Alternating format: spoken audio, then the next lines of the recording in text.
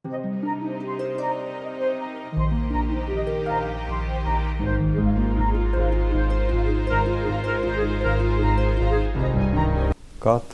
gadu Latvijā saslimst ar krūts vēzi vairāk kā 1100 sievietes. Un pēc pašreizējiem skaitļiem risks sievietei Latvijā saslimt ar krūts vēzi dzīves laikā ir 10%, kas ir ļoti augsts risks. Un, protams, tā ir tāda aktuāla problēma. Un vienmēr ir jautājums, ko tad mēs varam darīt paši, lai nesaslimtu, lai kaut kādā veidā novērstu šo problēmu, un arī kādas tad ir tās ārstēšanas iespējas šodien, ja tomēr ar to diagnozi ir jāsastopas.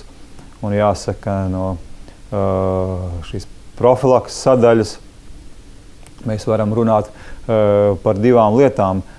Viena ir tāda lieta, ko mums grūti mainīt, tā ir šī pārmantotie riski vai šie ģenētiskie riski, bet ir ļoti labi, ja tos var apzināties, un līdzīgi kā slavenā Holivudas aktrise Angelina Jolie, ka viņa tā kā veic šīs profilaktiskās operācijas, tādu ļoti drosmīgu soli, bet tādu, ar ko tad viņi var no savas puses, tad viņi ir izdarījis visu, lai šis vēzis neattīstītos. Un jāsaka, šajā jomā ir tāda zināma novitāte, ka pateicoties tādiem Stradiņu universitātes sadarbības partneriem Pomerānijas medicīnas universitātē, ir arī Latvijas iedzīvotājiem pieejams tā saucamais 26 gēnu tests, kas agrāk varbūt maksāja 10 000 eiro, bet tagad ir apmēram 400 eiro, un tajās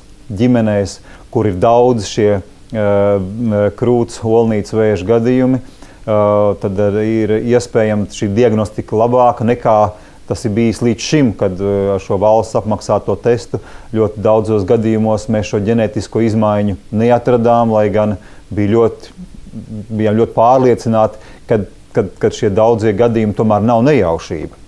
Un, protams, otrs šis profilakses virziens ir veselīgais dzīvesveids, un arī to varbūt tādās divās apakšsadaļās iedalīt. Viens ir, ko sieviete ēd, un cik daudz viņa kustās, un varbūt citi ieradumi, cik daudz viņa veltas atpūtai, bet arī ļoti svarīgi sievietei ir šī reproduktīvā veselība. Un tas nozīmē, cik gadu vecumā ir pirmais bērniņš piedzimis, un cik ilgi bērns ir barots ar krūti, un vai sieviete lieto, piemēram, menopauzē hormonu aizvietojošo terapiju.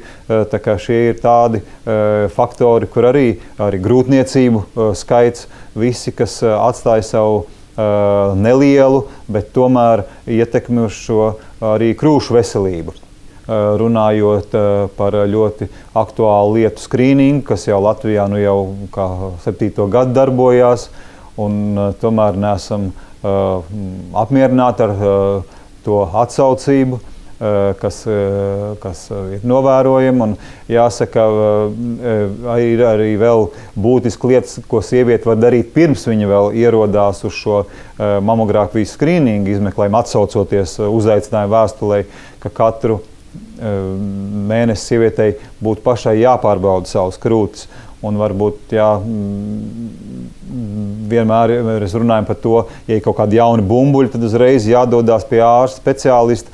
Tad šoreiz es to gribētu vēl papildināt, ka ļoti specifisks vēža simptoms ir arī ādas ievilkums.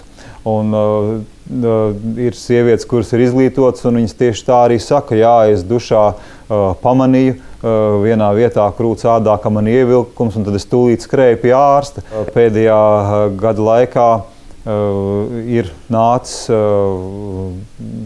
arsenālā jauns, būtisks vēža diagnostikas izmeklējums.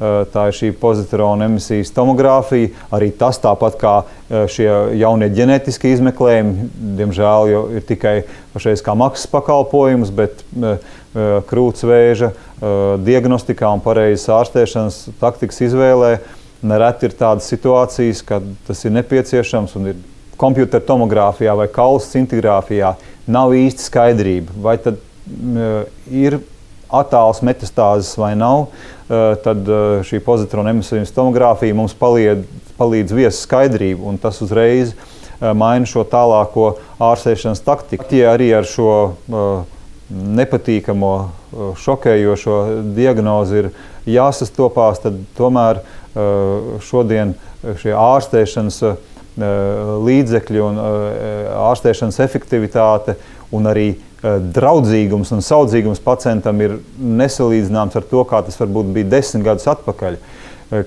ka lielākajā daļā gadījumu krūts tiek saudzēts. Tas nozīmē, ka lielākajai daļai sieviešu nav jāuztraucas, ka krūts tiks zaudēta, ja nepieciešama būs krūts vēža operācija, un tāpat arī ļoti svarīgi, arī, kad padus limfmezgli tiek lielākajā daļā gadījumu saudzētu. Tiešām ir tikai varbūt palikuši jau kādi 15–10% gadījumu sieviešu, kurām šīs agresīvās padus limfmezgļu izņemšanas ir nepieciešams. Un tāpat tās arī medikamenti, kas pašreiz ir pieejami krūtsvēža ārstēšanā, varbūt nav pilnīgi visi, kā tas varbūt ir rietumu valstīs, bet jāsaka, ka tomēr pa 90% ir šie medikamenti tie paši, un arī tas ir ļoti būtisks faktors, kāpēc šie krūtsvēža ārstēšanas rezultāti uzlabojas.